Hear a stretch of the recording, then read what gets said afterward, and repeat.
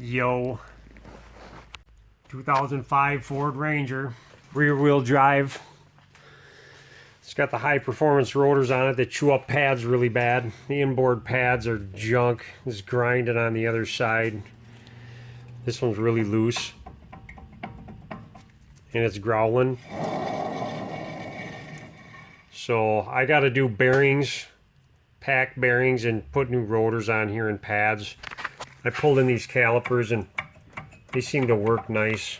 They slide real good and the pistons are moving, so I'm just gonna do the job. These rotors come in a lot of rear-wheel drive Fords and Mazda B2000s. Apparently the lady didn't realize how bad it actually is.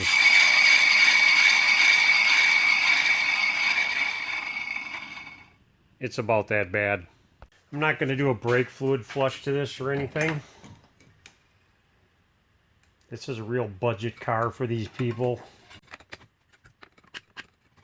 I'm just going to pull in these caliper pistons without using a C-vise or a vise C-clamp. There, I pulled that in all the way.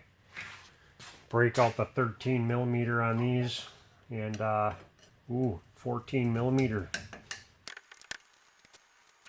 The good stuff. It's fun. I ride my bicycle a lot and I always see these pads sitting on the side of the road somewhere. People just drive them until they slide right out. The rotor gets so thin that it falls right in between the rotor and the caliper support bracket. Well, a lot of times you get funny pad wear with these vented slotted rotors. They're really good for nothing as far as I'm concerned. It's not a high performance Ford Ranger, so I don't see why people are putting this stuff on here. Two 15 millimeters for this caliper support bracket.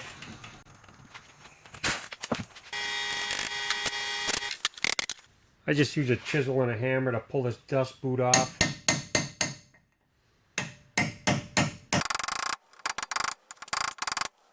Got to keep this stuff really, really clean. You always want to treat this stuff like the American flag. Don't let it hit the ground. You don't want to get any dirt in any of this. These bearings are loose enough so I don't even need a socket to get these off. They just come off by hand. Sometimes there's a washer behind this nut. I didn't want that to happen. That hit the ground. I'm not using the bearings so I don't have to care about that thing. And this just slides off. There's another bearing on the inside. All kinds of grody yuck. I'm just getting a little bit of this off of here because I don't want it falling back down into my rotor when I put the new bearings back on. Don't be afraid to use rags either. You'll be using a lot of rags on this job. Anytime you feel like you got any contaminants on your hands, any grit or grime or any kind of grime on anything else, just change out the rag. Got some emery cloth here I can kind of clean this surface up with. It really doesn't do too much for it. I'm just doing this just to get the heavy rust off of it. Now, if you want to reuse these bearings and seals, if they're in good shape, you can clean them and repack them if you want. I'm not going to, but if you want to, you can just turn this rotor upside down and just stick a punch or something in here on the bearing and just tap around on it, and then your seal and bearing will fall out. And if you really want to, you can clean these up and reuse them. It actually looks pretty good, but I'm not going to use it because I know the other side's junk. When you take these things out of the package, you always want to make sure this reluctor's not bent and make sure there's no gritty nasties in here. Everything's got to be clean. This comes with races installed, and when you buy the bearings, a lot of times they come with bearings and races. You just throw this race away. You don't need it. They should fit perfect. I'm going to clean this rotor surface with a little glass cleaner. Make sure there's no lint from your rag left on the rotor. I always use grease and a grease gun because it's not as dirty. You get the stuff in a tub and it's too easy to get contaminants and everything. And what I'm going to do here is I'm going to put grease on the inside in between both of these races. I don't want a lot. I just want to smooth it out with the bottom race and just kind of slather it in here. The reason why I do this is so you don't get any corrosion or anything on the inside here. And if there's any debris that gets on the inside of the rotor, it's going to stick to this grease. So I pretty much just want it level with the bearing race, just like that. And this bearing, I won't need to wash it or anything. I'm going to pack the bearings. I just put a bunch of grease in my hand. That should be enough. You don't need much. And I just take this and I push the grease through. It's what they call a bearing pack. I just pack it and pack it and pack it. And you just want to keep packing it until it pushes through the bearing right here. And just go all the way around in a circle until you get it in between all the bearings. And once you pack it all the way through, you want to put a little on the outside too. And that's it, it's packed. You want to make sure everything is super clean too. You don't want any grit or grime in that bearing or it'll go brittle and start making noise on you. Then I got a new seal for this. Put a little lube on this seal. And I'm just going to go ahead and put this on here for now. Make sure it goes all the way on. I'll just leave it and pack the other bearing and put it on.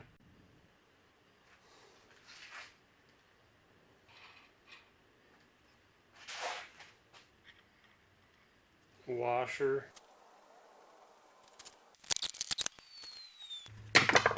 Pin was kind of rusted on to the boot. I'm going to wire wheel this pin, both of them, and just get the rust off of this sealing surface right here. And all the rest of the pin's a little rusty too. I got a drill bit that's a little smaller in diameter than this hole, just so I can try to get the gunk out of it. It'll just pick it up in the drill bit pretty good. I'm going to throw a little brake cleaner in the hole. I can brush it. Yeah, I clean these really good, so they seal really nice. Silicone paste or dielectric grease, that's what goes on here. Abutment clips, I usually always get new ones with brakes. I'm going to file this surface down. For whatever reason, these don't have any wear indicators on them, so I don't have to worry about how they go. I just want to make sure they fall in and they slide really nice, and they slide almost too nice.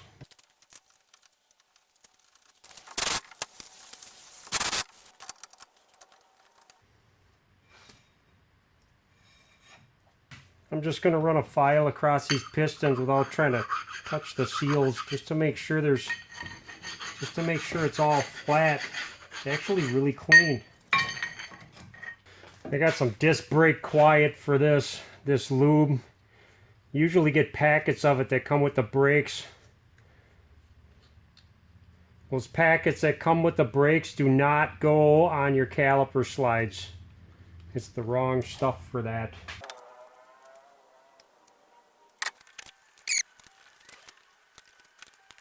Just want to make sure all this stuff slides really nice. The pads move. Now I'm going to go ahead and put the tire on. I'm going to bolt it down. Should be 100 foot-pounds on these. I got a torque stick. I got an 1/1/16 socket for this. For all you metric guys, you might want to look that one up to see what size it is. And generally what you want to do is just get it a little bit tight, right around 10 to 15 foot-pounds. I just do it all by hand. And what I'm doing here is I'm seating the bearing. I'm pushing all the grease out of it. and I'm getting the rollers to roll in as far as you can on those races. And every time you do this a few times, you'll notice it'll just get a little bit tighter and a little bit tighter. You just want to keep doing this until you get about 15 or 20 foot-pounds on it, and it won't get any tighter. See, it kind of stops. It's not rolling real nice. And it's not getting any tighter.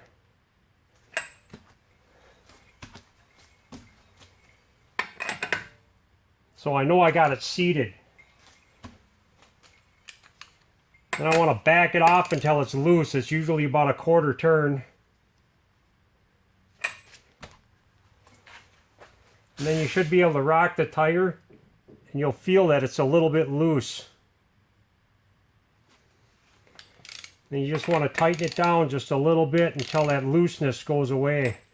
If your ball joints are really loose, that's what you'll be feeling.